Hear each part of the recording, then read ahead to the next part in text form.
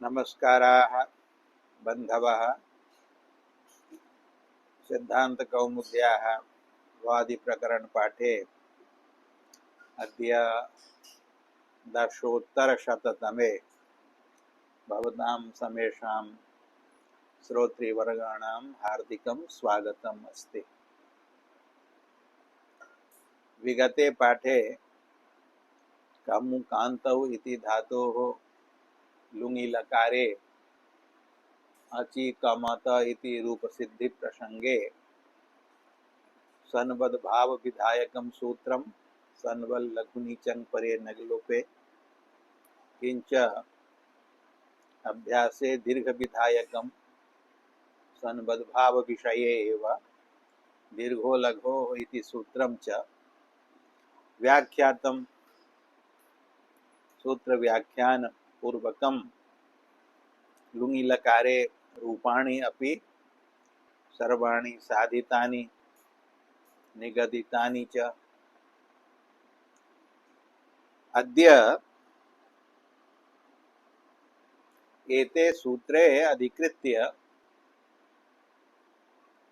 यद् अधिकं विवक्षितम् अस्ति मतभेदेन एकम् आचार्याणां माधवाचार्याणां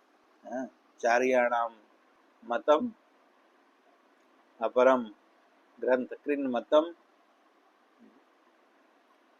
तन् मतभेदं प्रकाशयितुं किंच सन्वल् लघुनीचं परे नगलोपे इति सूत्रे यत् अर्थद्वैविध्यं प्रदर्शितं तस्य अर्थद्वैविध्यस्य फलम् अपि दर्शयितुं सहैव अनगलोपे इत्यनेन सह णौ इति पदस्य यः आवृत्तिपूर्वकः सम्बन्धः कृतः तस्यापि फलं दर्शयितुम् अत्र कारिकाः सन्ति पञ्च। ताः पञ्चापि कारिकाः यथाक्रमं व्याख्यातुं प्रयत्यते अस्माभिः। तथा हि प्रथमा कारिका विद्यते संज्ञायाः कार्यकालत्वादङ्गं यत्र द्विरुच्यते तत्रैव दीर्घः सन्वच्च नानेकाक्ष्विति माधवः। प्रथमम् आचार्य माधव मतं प्रदर्शयति एतयोः द्वयोः सूत्रयोर्विषये। एकं सन्वद् विधायकम् अपरं दीर्घो लघो इति दीर्घ विधायकं सूत्रम्। इमे सूत्रे कुत्र प्रवर्तेते इति विषये माधवाचार्य मतं किमस्ति इति निरूपयति ग्रंथकारः। संज्ञायाः कार्यकालत्वात् हेतौ पंचमी कार्यकालत्वात् हेतोः अंगम यत्र दुरुच्यते यत्र यस्मिन् प्रयोगे अंगम कृत्स्नं संपूर्णं दुरुच्यते तत्रैव दीर्घः दीर्घो लघो इति सूत्रेण सन्वच्च सन्वल् लघुनीचं परे नगलोपे इति सूत्रेण प्रवर्तते। कुत्र संपूर्णम् अंगम दुरुच्यते? एकाच्केषु धातुषु तत्र संपूर्णस्य अंगस्य द्वित्वं भवति। नानेकाक्षु अनेकाच्केषु धातुषु संपूर्णस्य अंगस्य द्वित्वं न भवति, किन्तु हलादिर् यदि धातुः तर्हि प्रथमस्य एकाचः अवयवस्य भवति, अजादिर् यदि धातुः तर्हि द्वितीयस्य एकाचः अवयवस्य भवति। तत्र एकस्य भागस्यैव द्वित्वं भवति। यदि धातुः एका च अस्ति तर्हि सम्पूर्णस्य भवति। कदा अयं पक्षः फलति उच्यते संज्ञायाः कार्यकालत्वात्। संज्ञायाः कार्यकाल पक्षे इदं भवति। जानन्तु संज्ञानां परिभाषाणां च विषये शास्त्रे पक्षद्वयं वर्तते। परिभाषेन्दुशेखरे आचार्येण नागेश भट्ट महोदयेन प्रथम परिभाषानन्तरं तत्र प्रथमा परिभाषा वर्तते व्याख्यानतो विशेष प्रतिपत्तिर नहि संदेहादलक्षणम् इति। तदनन्तरं द्वे परिभाषे संज्ञा परिभाषा विषये ग्रथिते वर्तेते। ते स्तः प्रथमा यथोद्देशं संज्ञा परिभाषा, द्वितीया कार्यकालं संज्ञा परिभाषा। आभ्यां परिभाषाभ्यां ज्ञाप्यते यत् संज्ञानां परिभाषाणां च विषये पक्षद्वयम् अस्ति। एकः यथोद्देशपक्षः, अपरश्च कार्यकालपक्षः। एतौ उभौ पक्षौ शास्त्रे व्यवस्थितौ वर्तेते। क्वचित् यथोद्देशपक्ष एव आश्रियते, क्वचित् कार्यकालपक्ष एव आश्रियते। यथोद्देशपक्षस्य अभिप्रायः कः? यथोद्देशम् इत्यत्र समासः वर्तते उद्देशम् अनतिक्रम्य। अनतिवृत्तौ यथा इति अव्ययस्य अव्ययं विभक्ति इति समासः। उद्देशम् अनतिक्रम्य वर्तते इति यथोद्देशं संज्ञा परिभाषा। संज्ञा च परिभाषा च तयोः समाहारः संज्ञा परिभाषा। समाहार द्वन्द्वो वर्तते। अर्थात संज्ञा शास्त्रम परिभाषा शास्त्रम च उद्देशम अर्थात उपदेश देशम न लंघयत। यस्मिन् देशे संज्ञा उपदिष्टा, संज्ञा शास्त्रम उपदिष्टम, यस्मिन् देशे परिभाषा शास्त्रम उपदिष्टम, तस्मिन्नेव देशे तयोः शास्त्रयोः आचार्येण वाक्यार्थबोधः कार्यते। स वाक्यार्थबोधः श्रद्धालुना शिष्येण यथावत् हृदयंगमी क्रियते। तथा स्मर्यते यथा न कदाचन विस्मरेत्। तादृशाः भवन्ति छात्राः। आचार्येण यद् यद् यदा यदा पाठ्यते तदा तदा तत्तत् अविकलं सुदृढ़तया स्मरन्ति। न कदाचित् भविष्यति काले विस्मरन्ति तत् अध्यापितम्। अतएव नागेश भट्टेन लिखितम् अस्ति परिभाषेन्दुशेखरे ग्रंथे यथा श्रुत प्रतिपत्रपेक्षोऽयं पक्षः इति ईदुदेत् सूत्रे कैयटः। ईदुदेत् द्विवचनं प्रगृह्यम् इति सूत्रे सूत्र व्याख्यान काले भाष्य व्याख्यान काले कैयटेन प्रत्यपादि यत् अयं यथोद्देश पक्षः केषां शिष्याणाम् अपेक्षया वर्तते, ये यथा श्रुतग्राहिणो वर्तन्ते। यथा श्रुतं तम अर्थं यथावत् गृह्णन्ति। हृदयंगमं कुर्वन्ति सुदृढ़ं स्मरन्ति तेषाम् अपेक्षया अयं यथोद्देश पक्षः। वृद्धिरादैच इति संज्ञा शास्त्रं पाठितं तस्य अर्थः अध्यापितः अस्मिन् व्याकरणशास्त्रे वृद्धिपदवाच्याः सन्ति आकारः ऐकारः औकारश्च इति।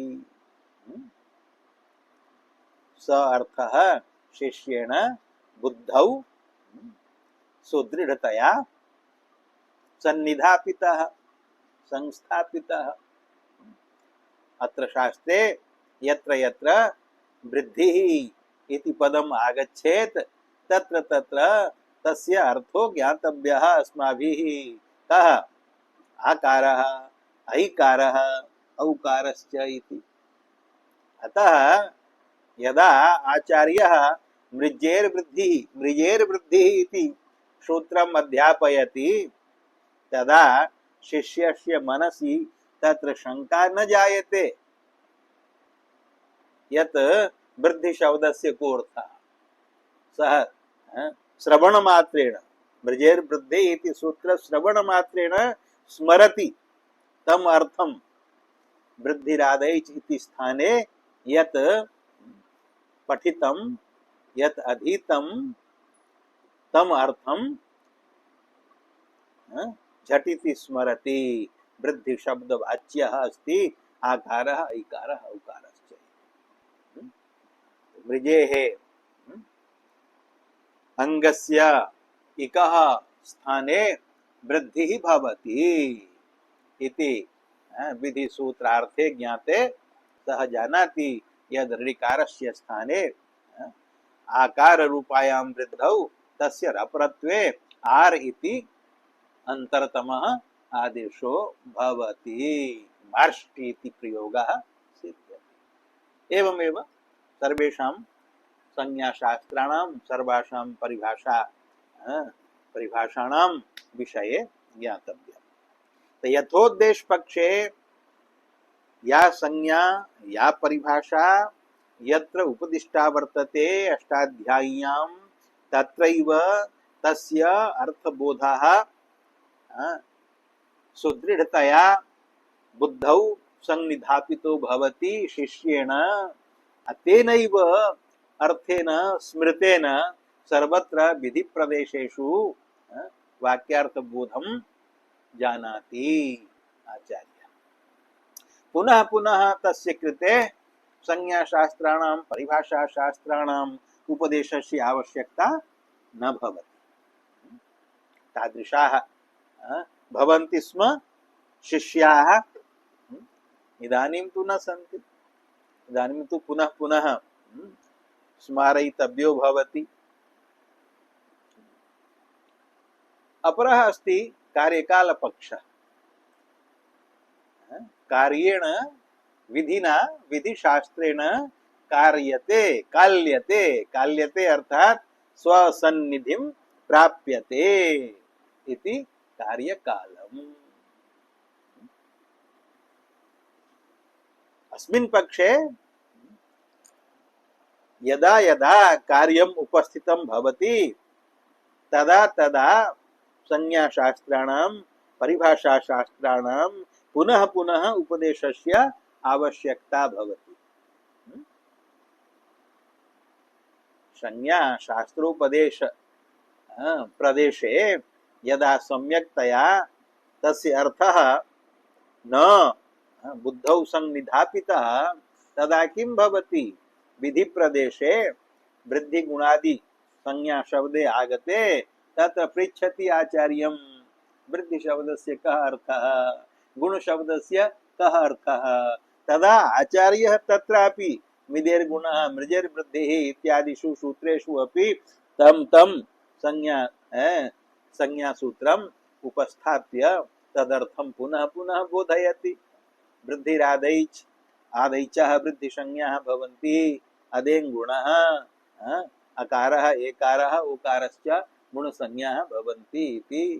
तत्र उपस्थितिः भवति संज्ञाशास्त्राणां कुत्र विधि प्रदेशेषु कार्यकाल पक्षे विधि प्रदेशेषु संज्ञाशास्त्राणाम् उपस्थितिः भवति अतएव अयं कार्यकाल पक्षः उपस्थितिः भवति अस्मदीय बुद्ध्यारूढतया शास्त्राणि अस्मदीय बुद्ध्यारूढानि भवन्ति अस्मदीय बुद्ध्या अस्मदीय बुद्धि रथेषु आरूढानि सन्ति तत्र तत्र उपस्थितानि भवन्ति तत्र तैः विधिवाक्यैः सह एतेषां संज्ञाशास्त्राणां परिभाषाशास्त्राणाम् एकवाक्यतया अर्थबोधो भवति जायते।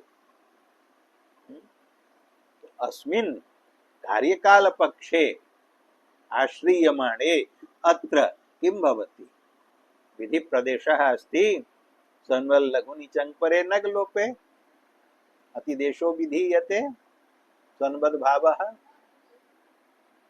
अत्र उक्तम् अस्ति अंगस्य अभ्यासस्य इति अंगस्य इत्यस्य अधिकारः अस्ति अभ्यासस्य इति पदस्य अनुवृत्तिरस्ति अत्र लोपोऽभ्यासस्य इति सूत्रात् अभ्यासः इत्यपि संज्ञा वर्तते अंगम इत्यपि संज्ञा वर्तते संज्ञा शब्दस्य अर्थम् अवगमयितुं तत्तत् संज्ञा सूत्रम् अत्र बुद्ध्या उपस्थापयितव्यं भवति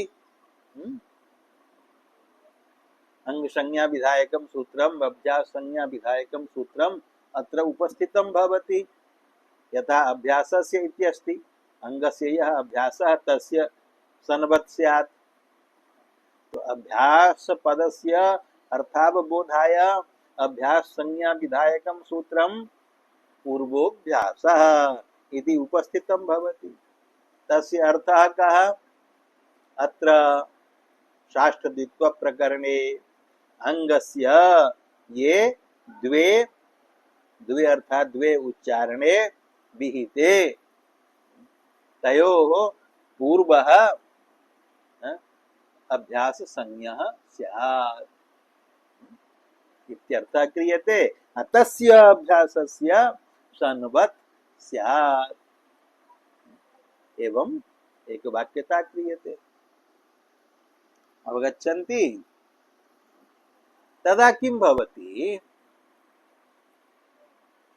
अंगस्य ये द्वे विहिते ये द्वे उच्चारणे विहिते इति वाक्यमस्ति अत्र उच्चारणम् इति कृदन्तं पदं वर्तते तस्य कृदन्तस्य योगे अंगस्य इति या षष्ठी सा षष्ठी कर्मणि ज्ञातव्या कर्तृकर्मणो कृते कृदन्त योगे कर्तरि कर्मणि च षष्ठी भवति जगतः कर्ता कृष्णः कर्ता इति कृदन्त पद योगे जगतः इत्यत्र जगत् शब्दात् कर्मणि षष्ठी कृष्णस्य कृतिः कृतिः इति कृदन्त योगे कृष्ण शब्दात् कर्तरि षष्ठी वर्तते यथा जगतः कर्ता कृष्णः इत्यत्र जगतः इत्यत्र कर्मणि षष्ठी तथैव अत्रापि अंगस्य इत्यत्र कर्मणि षष्ठी ज्ञातव्या अंग कर्मकं यद् दुरुच्चारणं तस्मिन् यः पूर्वः सः अभ्यासः भवति स च अभ्यासः सन्वत् भवति इत्येवं प्रकारेण सूत्रस्य अर्थो भविष्यति तेन किम् आयाति अंग संज्ञा भवति कस्य प्रत्यये परे पूर्वस्याः प्रकृतेः संपूर्णस्य संपूर्णस्य प्रकृति रूपस्य प्रत्ययात् पूर्वस्य अंग संज्ञा भवति तस्य यद् दुरुच्चारणम् अंगस्य यद् दुरुच्चारणम् अंग कर्मकं यद् दुरुच्चारणं तत्र पूर्वस्य अभ्यास संज्ञा भवति इत्यनेन अर्थेन इदम् आयातं यत् यत्र प्रयोगे संपूर्णायाः प्रकृतेः अंगसंज्ञां प्राप्तायाः द्वित्वं भवति। ज्ञातव्यं संपूर्णायाः प्रकृतेर्द्वित्वं भवति न तु तदेकदेशस्य तत्रैव पूर्वस्य अभ्यास संज्ञा तस्यैव सन्वद् भावो भवति। अतः इदम् आयातं यत् एकाक्षु धातुषु संपूर्णस्य एकाच धातुरूपाङ्गस्य द्वित्वे कृते तत्र पूर्वस्य अभ्यास संज्ञायां तस्य भवति सन्वद् भावः अतद् विषये भवति दीर्घो लघो इति दीर्घः। कुत्र भवति सन्वद् भावः दीर्घश्च यत्र धातुः एकाच वर्तते तत्र एकाच धातु रूपस्य संपूर्णस्य अंगस्य द्वित्व विधानात् इदं सूत्रं तत्र प्रवर्तते। ये धातवः अनेकाचः सन्ति तेषु तु यदि धातुः हलादिः तर्हि प्रथमस्य तदवयवस्य एकाचः, यदि धातुः अजादिः तर्हि द्वितीयस्य एकाचः अवयवस्य द्वित्वं भवति। तत्र कृत्स्नस्य अंगस्य द्वित्वं न भवति। अतः तत्र इदं सन्वद्भाव सूत्रं वा दीर्घ सूत्रं वा न प्रवर्तते। अतः इदं माधव मतम् अस्ति यत् इमे द्वे अपि सूत्रे सन्वद्भाव दीर्घ विधायके एकाक्षु धातुषु एव प्रवर्तेते नानेकाक्षु धातुषु इति माधव मतम् अस्ति। तदेव उक्तं संज्ञायाः कार्यकालत्वात् संज्ञायाः कार्यकाल पक्षे अंगम यत्र द्विरुच्यते यत्र यस्मिन् प्रयोगे अंगम कृत्स्नं द्विरुच्यते द्वित्वं प्राप्नोति तत्रैव दीर्घः। तत्रैव पूर्वस्य अभ्यास संज्ञायां तत्रैव अभ्यासस्य दीर्घो लघो इति सूत्रेण दीर्घो भवति। सन्वच्च सन्वल् लघु निचङ् परे नग्लोपे इति सूत्रेण सन्वद् भावश्च भवति। नानेकाक्षु अनेकाक्षु न ये धातवः अनेकाचः सन्ति तेषु धातुषु संपूर्णस्य अंगस्य द्वित्वाभावात् अपितु कस्यचन एकाचः अवयवस्यैव द्वित्व प्रसक्तेः तत्र इमे द्वे अपि कार्ये न प्रवर्तेते इति माधवः माधवाचार्यस्य इदं मतम् अस्ति। इति माधवः इति कथनेन अस्मिन् मते ग्रन्थकारस्य कौमुदीकारस्य अभिप्रायो नास्ति। तत्र ग्रन्थकारस्य अरुचिः वर्तते इति ध्वन्यते। अतएव अग्रे ग्रन्थकारः कथयिष्यति वस्तुतः इत्यादिना यत् एतादृशे विषये कार्यकाल पक्षो न अपितु यथोद्देश पक्ष एव आश्रयणीयः। अतः अंगस्य इति या षष्ठी सा यथा पूर्वं व्याख्यातम् अवयवावय विभाव संबंधे वर्तते तदनुसारम् एकाक्षु अपि धातुषु इमौ द्वावपि विधि प्रवर्तेते एव इति अग्रे ग्रंथकारेण वक्ष्यते।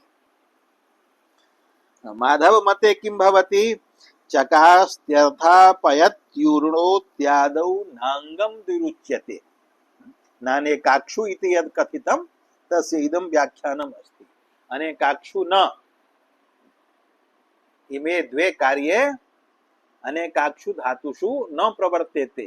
के सन्ति अनेकाचः धातवः कुत्र न प्रवर्तेते इमे द्वे कार्ये इति विशदयति। चकास्त्यर्थापयत्यूर्णोत्यादौ चकास्ति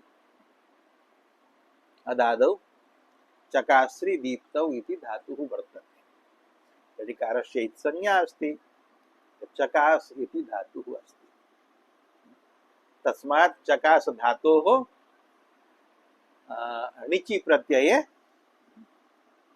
हेतुमति च इति प्रेरणायां णिचि प्रत्यये चकासि इति धातु। तस्मात् धातोः लुङि अडागमे तिपि चलौ चलेः स्थाने सिचं बाधित्वा णिश्रीदृष्टुभ्यः कर्तरि चङ् इति चङि अ चकास इ अ ति ते इकार लोपे अचकास इ अत इति रूपम् अस्ति। अचकास इ अत तत्र